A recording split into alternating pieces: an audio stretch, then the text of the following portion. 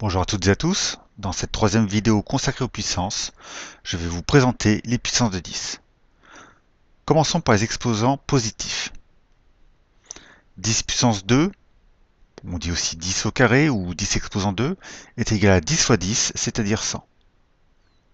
10 puissance 3 est égal à 10 fois 10 fois 10, c'est-à-dire 1000.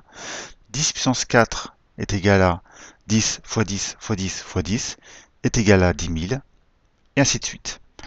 Si on regarde d'un peu plus près ces trois résultats, 10 puissance 2, qui est égal à 100, c'est donc égal à 1 suivi de 2 zéros. 10 puissance 3, c'est 1 suivi de 3 zéros. Et 10 puissance 4, c'est 1 suivi de 4 zéros. À chaque fois qu'on augmente l'exposant de 1, on multiplie le résultat précédent par 10, donc on ajoute un 0. On peut donc généraliser ce résultat.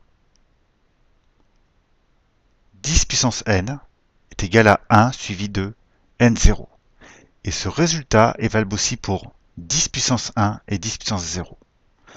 Pour rappel, un nombre à puissance 1 est égal à ce nombre lui-même, et un nombre à puissance 0 est égal à 1.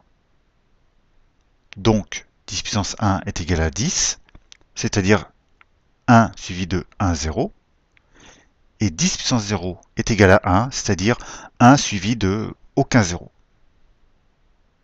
Bien, passons maintenant aux puissances de 10 avec un exposant négatif.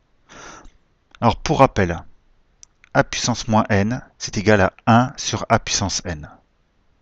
Donc, 10 puissance moins 1 est égal à 1 sur 10 puissance 1. Ça donne 1 sur 10, ou encore 0,1. 10 puissance moins 2 est égal à 1 sur 10 puissance 2.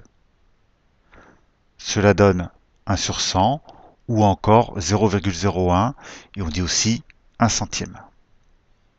10 puissance moins 3 est égal à 1 sur 10 puissance 3, ou 1 sur 1000, ce qui donne 1 millième. Et ainsi de suite. Alors si on regarde ces trois résultats, 10 puissance moins 1 est égal à 0,1, le 1 est à la première position après la virgule.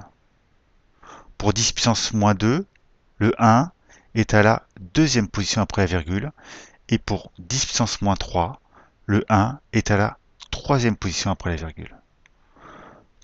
D'une façon générale, pour 10 puissance moins n, le 1 est à la nème position après la virgule. Voilà, c'est tout pour les puissances de 10. Mais avant de finir, et en guise de bonus, je vais vous présenter aussi rapidement les puissances de 2. Elles sont assez simples. 2 puissance 1, ça fait 2. 2 puissance 2, résultat précédent multiplié par 2, ça fait 4. 2 puissance 3, on multiplie encore par 2, ça fait 8. Et ainsi de suite. 2 puissance 4, ça fait 16. 2 puissance 5, 16 fois 2, ça fait 32. 2 puissance 6, 64. 2 puissance 7, 128, etc., etc. Alors, vous pensez avoir déjà vu ces nombres quelque part?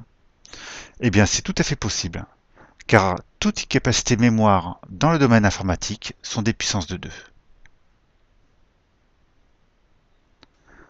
Voilà. Alors, dans la prochaine vidéo, je ne vous expliquerai pas le lien entre l'informatique et les puissances de 2. Par contre, je vous expliquerai une des utilisations des puissances de 10. C'est dans ce qu'on appelle l'écriture scientifique des nombres.